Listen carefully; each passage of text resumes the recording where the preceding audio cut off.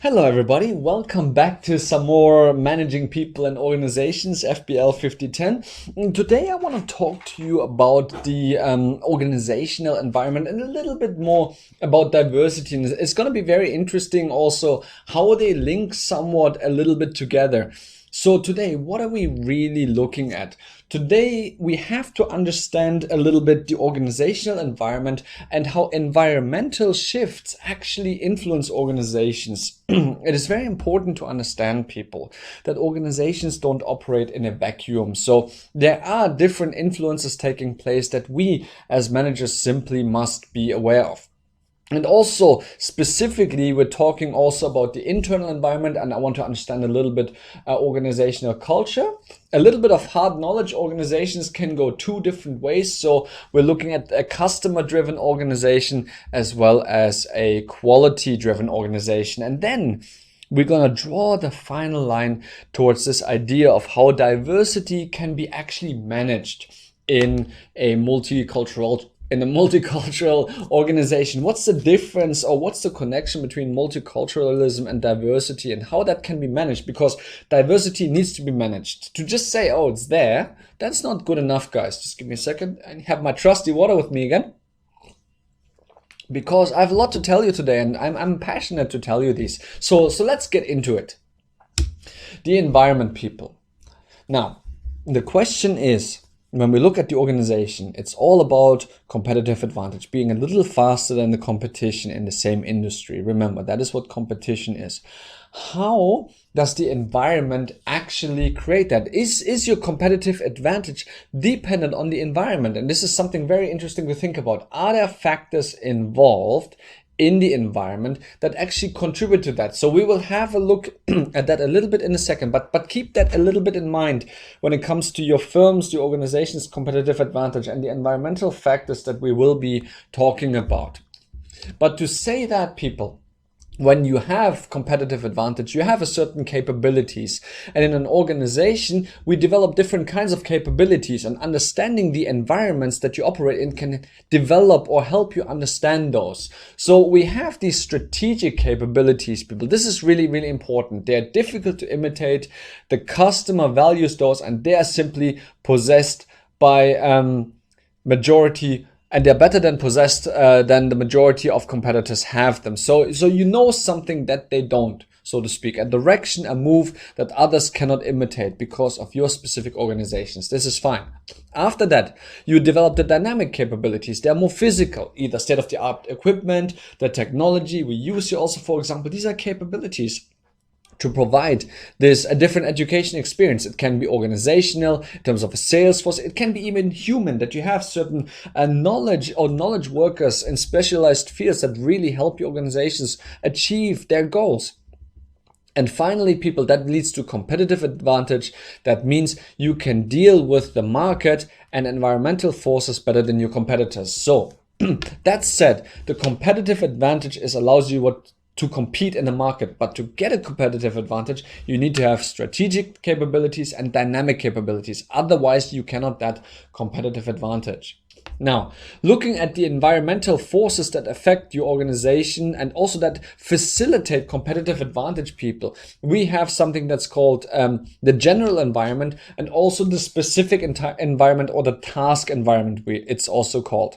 Now, remember, the general environment also can be what we are known as the external environment. What does this mean? What does this really mean? The general environment really consists of background condition, the external environment of an organization. So this is really important. That for you forms a very broad context for managerial decision making. I'm coming back to our current crisis at the moment, the coronavirus.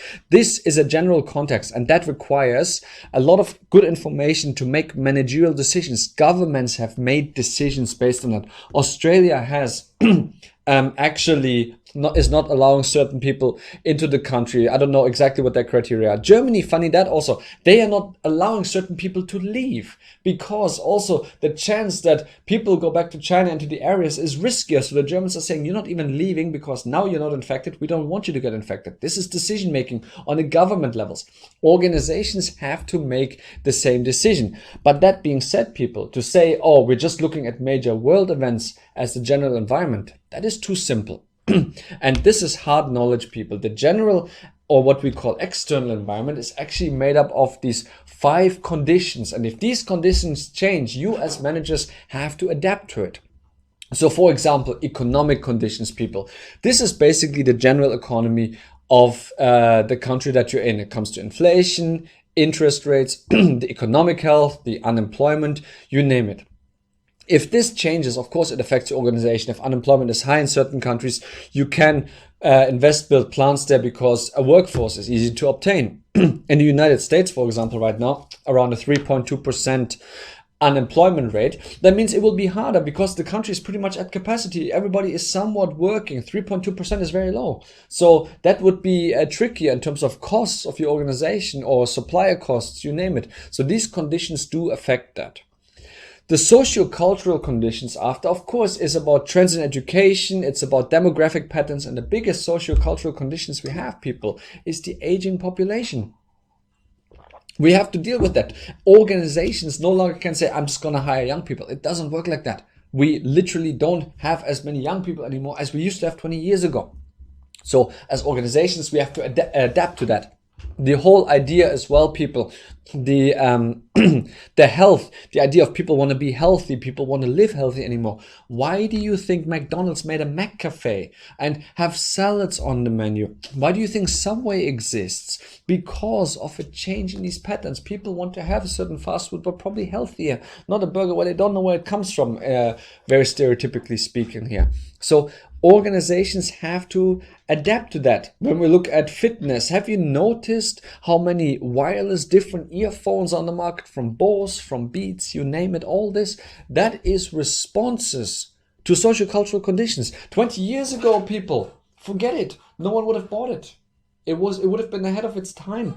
So as managers, we have to judge and understand the times we're living in based on these variables. And sociocultural is a big variable. Another one, of course, is political legal. This is really important. Employment laws of the country. Political stability is a very, very important thing. Of course, import restrictions, all these kinds of things fall right under political legal conditions, and it actually does affect your business. Technological conditions, of course. The availability of technology, scientific advancements changes the way organizations function, people. Really important. The advent of the internet has already changed organizations. We have e-businesses, e-commerce, that all came about because of those technological conditions which came from the external environment. And last but not least, the natural environmental conditions, people. The public concern, especially expressed through environmentalism, which is much more prevalent now than it was 20 years ago. The newer generations, people, they see that need quite intrinsically, whereas a lot of the older generations have to learn to see that need. These changes, an organization can't just say we're making a good product, it doesn't matter how it's made. Not for the modern consumer. It doesn't work that way. They want to be aware. The supply chain transparency has to be there. And this can affect, it can make or break an organization. And people, Apple's latest iPhones have not been doing well. And you might say, well, then they're too expensive. And as Apple, true, but at the same time, there's also a lot of awareness how these phones are made, under what conditions, who is hired for them. The whole issue of child labor has received so much attention. The sweatshops is basically a system most people don't subscribe to anymore. Organizations can no longer be successful with that. So organizations have to be naturally concerned. The Body Shop is a great success story of that. So is Lush. These are two very successful cosmetic companies, and their success comes exactly from paying attention to the environment and making it part of their business model. Some other examples, of course, of the political legal aspects are the US-China trade war that we're currently seeing with increased tariffs left and right, which is quite interesting, sad at the same time. But also, of course, sustainability and carbon taxes, people. This idea of carbon taxes is a big thing. Zero emissions. That has become a very political / legal thing, people. Also, the China economy slowdown. That is a big thing because China used to be the workflow of the world. It's not that anymore. And that slowdown has affected a lot of countries. Australia also, how much natural resources are bought, you name it. But also socio-cultural people. This is quite interesting. The idea that people are so much more comfortable looking at their screens rather than face to face. This is a big thing. And I've really noticed it in a lot of people. They have a really hard time talking to people face to face, or even afraid to call or send them an email or send them a text. Yeah, this social anxiety, people. This is not every change is good, but that change happens. And a lot of times we have to see how we can embrace and understand that change. Perhaps try to reverse it. You name it. But as managers, the bottom line, we have to be aware of that. Nevertheless, people, environmental uncertainty is always there. You never have the full information. So organizations have to be adaptive, people, and they have to be flexible that way.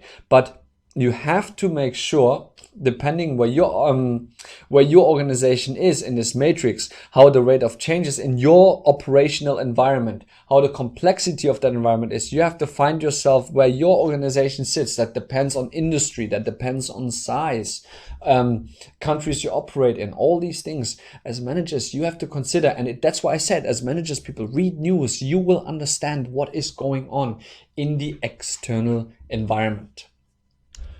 That being said, it is not the only environment that affects you. And now this is external. You don't operate in a vacuum. But therefore also, people, we have something called an internal environment. Your organization itself, that's an organism. Remember, we talked about it. The organization is a collection of people. You're an organism.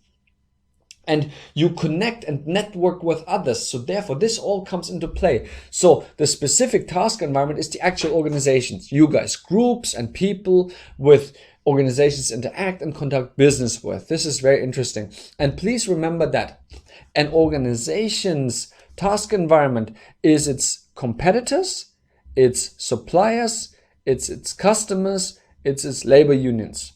It's its employees, shareholders, you name it. That's the internal environment. And these people can all be classified as stakeholders, individual groups, institutions who are affected in one way or the other by your organization's performance, by your organization's decisions.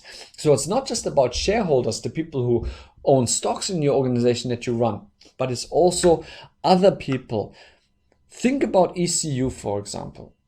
What are stakeholders of ECU? And they're easily over 100. You can say, well, then it's the employees, it's the students. True, it's other universities. Oh, very true, very true. But at the same time, it's also the Australian government is a stakeholder in whatever ECU does. Transperth, the public transport organization, they are a stakeholder in whatever ECU does. All the little food trucks, they're businesses, they're stakeholders in whatever the university does. The parking, the security, you name it, they're all stakeholders. So as managers, you have to be aware what people are affected by the decisions that you make. And this is really, really important. And especially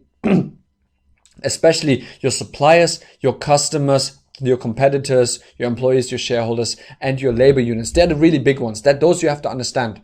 The others, around them, they're also stakeholders, but probably not as important. You want to understand those 6, really. That is very, very important. And as a manager, you need to be astute to that. How does your customer change? Has your supplier changed?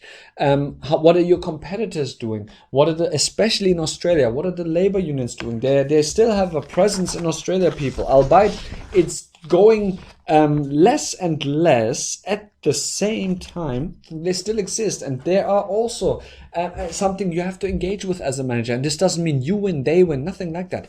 You have to work with them together. So as a manager, you have to work with people, include people, be connected to people. That's what the networked organization is. Keep that in mind. And as a manager, this is one of your roles, guys. But most important, as a manager, you also set your organizational culture, guys. So your internal environment, what we've discussed here, how you handle that. That determines the organizational culture that you set. A system of shared beliefs and values that guide the behavior of its members. So for example, my boss here, he is always happy, and his philosophy is be yourself, be happy with what you're doing, be passionate. I can be passionate here, and this is what I am because I'm encouraged to do so. It is fine for me to be like this. And if the organizational culture was then, we're not like this here. We we try to be this professional and perhaps leave your personality at the door. Don't put any art in your room. It doesn't matter to anyone. You're at work here, and then at home you can be whatever you want. That is also a culture, people. And that culture will shape attitudes. It will reinforce certain beliefs, but it will determine expectations and motivations, people. So we have to be careful. Culture is a real double-edged sword. It can go two ways. You can build a great culture that holds your organization together. But at the same time, if your culture is based on competition and cutthroat and people are just working against each other, you're not going to have a great time at work. People don't want to share anything. You're just trying to find ways to get the next person so you can climb the career ladder. As a manager, people, you influence this with the environment and atmosphere that you set, with the compensation systems that you set, with the simple standards that you set. How do you lead people? Are you always coercive and say, if you don't do this, I will punish you? Are you more the encouraging type and say, what can I do to help you do your job better? At the end of the day, the organization is about people, and a good organizational culture, people, can make or it can break an organization. Now you might say, Stan, okay, Stan, we get it, organizational culture.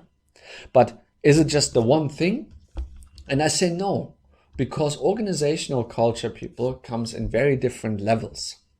And there are certain core cultures. So you have many different layers of culture, but the core culture are often the stories, their heroes, their symbols, rites and rituals. So story, for example. The top picture tells about the events conveying the core value. The top picture that you see, people, you will not believe it. But that is the core shape of Porsche. Any Porsche that was made. This is the core shape that Ferdinand Porsche designed and says, my Porsches go all somewhat in way or the other in this kind of shape. And they have until pretty much today. But these are the stories how Ferdinand Porsche built his first Porsche. It was actually an electric car in 1899. It was an electric car. These are the stories that drive people to do good. The man has done this over 120 years ago. So can we. Heroes, Richard Branson, if you talk to any of his employees, he's really a likable guy. He runs the Virgin airline here. Really a likable guy. People look up to him. I've spoken to a couple of his employees. He's approachable and people see him as this hero who can run an organization and motivate people. And so he's quite known in Australia that way. Symbols, people, of course, language and other symbols. The Nike symbol, the tick, just do it. For example, symbols often convey an organization. So symbols are a strong observer of culture. But also, people, this rites and rituals is really important. Team building exercises in organizations, football, any sports. Oftentimes, some of my colleagues, we get together and we play sport. Why? Because we actually get along, because our culture is a culture of collegiality. We get along. So oftentimes this is supported with team building, team sports, or we all go out and play. So the celebration of people doing well, that drives an organization. As when I was working in construction and production there, we had a work floor and we celebrated everyone's birthday. It didn't matter if it was one day after the other. We celebrated everybody's birthday. Yes, and you might have a cake coming every day, but everybody is being thought of. And that drives commitment, people. This is important. And oftentimes, this is what we refer to as the observable culture. So we see daily life of people saying hello and bye. People, that is culture. If you don't get along with a person, you won't say hi and bye. You won't offer help. These kind of things, you name it. So these are observable cultures, people. And members share and reinforce that. Don't underestimate it. The culture drives your organization, people. But of course, also a symbolic leader and a good manager uses symbols and ways to maintain that culture. They talk the language of the organizational culture. They highlight the good things people do. They tell you the key stories, what good things have happened. So you emulate that behavior, people. And of course, though, at the same time, the culture cannot be just anything. It should be relevant to the organization. It has to be pervasive and has to strengthen the organization to hold it together, people. So culture is a very interesting thing in this regard. And as a manager, you directly, with your conduct, have influence on that culture. And this is something fantastic when you know that something that you've created people are doing. But also be careful. If you're too much hung up on, oh, I just want to get things done, I don't care about people, then you're going to create exactly that culture in your organization as well. You got to be careful with that. Also, all this depends, of course, how you're geared. And remember, I talked about this idea. We can be very customer driven. So organizations can run quite differently, moving a tad away from culture. You have your resource inputs, your suppliers, and you have your product outputs to customers. In between, you talk about with your internal customer client service points and also with the external customer client service points, and you make sure the job gets done according to the customer. This is one way of running an organization, which is really fine. So at the end of the day, you're looking at customer relationship management to build lasting relationships with customers, and you always keep in line with their job and you name it. But at the same time, you also make sure that you have a good supply chain management of your deliveries being on time, being prompt, that the customer can benefit from all that straight away. And you might say, well, son, isn't that every organization? No, not necessarily. Because you can also have quality-driven organizations, people. So quality-driven organizations, of course, they still look at customers. One second. Of course, they're still looking at customers, but they're looking more for customer confidence without holding their hand all the way.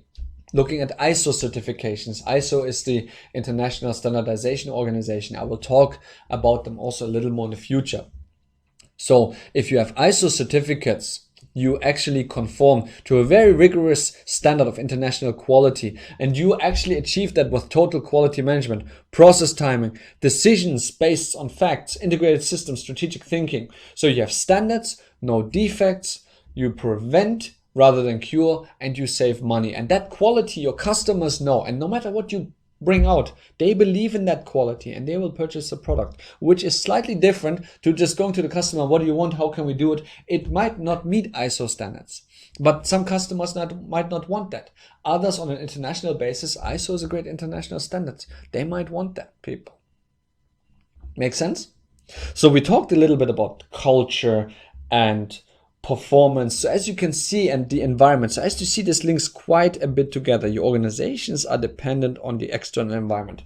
At the same time, the external environment can only react as good as you have an internal environment. And an organizational culture determines that quite a bit. So let's bring then the link to diversity and the multicultural organizations. As I've spoken to you guys last week, diversity really is the differences, individual differences. That is what it is. Remember, it can be on anything. I've given you the wheel of sexual orientation, physical ability, gender, age, race, ethnicity, education, looks, capacities, abilities, disabilities, you name it, which is fine. The inclusivity, organizations including all these people from different, I would say, backgrounds, is more the degree to which an organization is open to anyone who can do the job. Remember, job related. This is important. It always has to be related to the job. And the best organizational cultures really are the ones that are inclusive. You know why? Because they value talents, ideas, and creative potential of all members. I am visually creative. Ben, my supervisor, is musically creative. Other people are great analytical thinkers, and we can bring that into our organization and we can harness that. Do you think I'm going around painting pictures or Ben is playing music? No, but it has given us a way of thinking, a way of engaging that is transferable to this organization. The same it is in the real world, people. A lot of organizations, for example, they look for people who play in teams and competitive. Why? Because they can work with people. They want to achieve a certain goal. They are looking for people who want to plant trees. Why? Because they're environmentally conscious. Perhaps they are passionate. You name it. And all these things are transferable into organizational thinking, and the organizations can benefit from that. This is really, really important. So the multiculturalism, the multicultural organization, is based on what we call pluralism. There's majority cultures and there's minority cultures, so to speak. But they're somewhat integrated. So that means they're represented at all levels. So it's not just one culture represented at the operational level, some others at the strategic, and another one at the executive level. Nothing like that. It's nicely shuffled throughout. There's an informal network integration. We can all talk to each other, but the most important people, there's no prejudice, there's no discrimination, two different ways of thinking.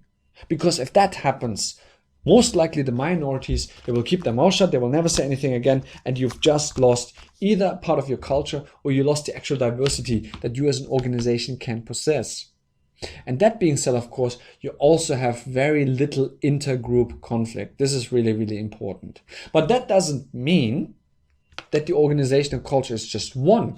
There is subcultures, of course, people. Certain groups join together, the executives, the designers, the engineers, the operators, the people who like to play tennis, the people who like to watch Family Guy, the people who like to watch Charmed, all these subgroups, the people who like to knit or the carpenters, you name it.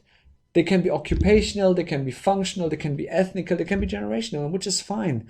But of course, it is people sharing values and beliefs. They perhaps share work responsibilities, they share personal characteristics, and they start working together. Now, unfortunately, as I said the last time, this doesn't mean all is well, people. In the workplace, otherwise we wouldn't teach it. We still have a lot of challenges going on. We have blatant discrimination going on. People are disregarded for their differences, looked down upon for whatever they bring, people. And I've talked about it in the past. These glass ceilings limiting the advancement of women and minority groups. Look at that. This is sort of how you can imagine where those ceilings actually sit. This is really, really interesting. And oftentimes, the dominant organizational culture in the Western countries, it is white males. And that doesn't mean we shouldn't have white males in these places. That doesn't mean that at all. It means we should also consider other people, and perhaps we should also consider the criteria upon what these decisions are made. That is what we have to look up. So the last thing I want to tell you here is that we have to play a blame game. We shouldn't play a blame game, but we should critically understand the criteria on which promotions are built, the criteria upon which certain performances are built, and whether these criteria are actually, remember as I said, job related. And oftentimes, the challenges faced by minority groups and women, oftentimes truly, people, is the lack of sensitivity. It can be blatant sexual harassment, it can be cultural jokes, it can be blatant discrimination as well. I said, people, Australia has various national and state laws to cover equal employment opportunity and anti-discrimination. But as the picture underneath shows, people, certain laws can be circumvented. Wordings can be changed, that it doesn't sound discriminating, but as a matter of fact it is. This gentleman over here, David Lanenhelm, thanked the Australian young brown man in a Senate speech last year. He says, they deliver my online purchases, my groceries, and my pizza. So, okay, so all the young brown men, guys, you're delivery workers? Is that it? That caused a huge backlash, and you can say this is discrimination. And most likely, my best guess is he's not. There's a lack of sensitivity. But in a diverse organization, people, and this is where diversity comes into play, someone would have tapped him on the shoulder and say, mate, David, you can't say that. Because, and this was the backlash that was faced, and also all of a sudden, I'll use his term, the young brown men, who are also surgeons, who are managers, who own stores. They also said, are you thanking us as well? Because he's basically looking at what one might call very casual, low-paying jobs. And he associates young brown men with that, which is factually wrong. That is ignorant. So, and if in a diverse organization, if somebody wrote that speech, somebody would have tipped him on the shoulder and saying, hey mate, this is a little bit prejudice here. You're saying this when in fact these people are something different. So it causes he lost out because people see him, as you might see him now, as an insensitive person who probably doesn't have his facts together. So a diverse organization, you prevent a lot of these things, people. This is really important. Diversity is not so much about, it is also about relating to all these different customers and all these different people in your organization, you name it, and to achieve that harmony. But at the same time, you also prevent a lot of bad things happening in your organization. But that being said, people, I want to tell you, all is not bleak. There are great positive diversity trends. People from non-English speaking backgrounds have increased percentage in the workforce. We're talking from an Australian context, also a worldwide context. More women are working people also. Women continually keep entering the workforce, which is good. People with disabilities, no matter what, are gaining more work. There's programs in place for that as well. And this is really, really important. Workers are also increasingly from non-traditional families. So this idea of work-life balance, working from home, these are also diversity trends. The average age of workers in general is increasing. So people have realized, hey, we can't just go with what we've done. We have to adapt. And also the diversity of workers' religious beliefs is increasing. Again, fantastic. You bring a lot of different backgrounds to the table. That is really, really important. But as a manager, my friends, you have to manage that. And there's a few ways of doing it. And I also want to tell you people, from the start, you can't change the whole world in one day. So there's different approaches to managing diversity, people. And the first one is affirmative action. So you commit the organization to hiring and advancing minority groups and women. You might say, well, Sten, that's positive discrimination right here. I say that is very true.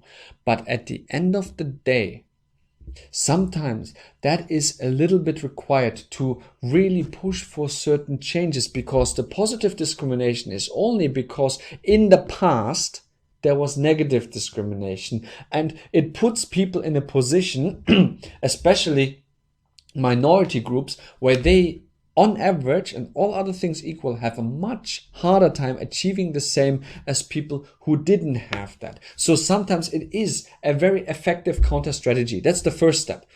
Then, of course, people, it is communicating and valuing that this diversity is welcome, that differences are okay. Trust me, people, when it comes to teamwork, you want different people. You get the best results. And after that, you manage diversity. When you start looking at the culture and inclusive working environment, we're not saying we're adapting to everything, people, but we're saying we're being inclusive, that allows people to reach their potential with their style, with their way. So as you can see, it is really a 3-step process, people. And as I said, no one will expect you to change the world in one day. But to really be aware, sometimes we make judgments, and are those the right judgments, job related, you name it. And can I make that change in my organization? That's when you start to become a competitive manager, people. And sort of questions that you have to ask yourself, are you, and this is, I know this is not accusing anybody, but are you mature enough to be a diversity manager? And by mature doesn't mean, are you old? Have you gotten the experience? Have you worked before? It's not the point. Look at what I've highlighted. Do you accept responsibility for such a task to improve your performance? Do you accept responsibility to improve the performance of your organization? Do you understand what I've just told you, the different concepts of diversity and what it brings? Do you understand that diversity is quite complex? Of course it has tensions. Of course it will create certain conflict and certain push-pull scenarios and dilemmas. But are you able to cope with those? And are you, most importantly, willing to challenge the way things are?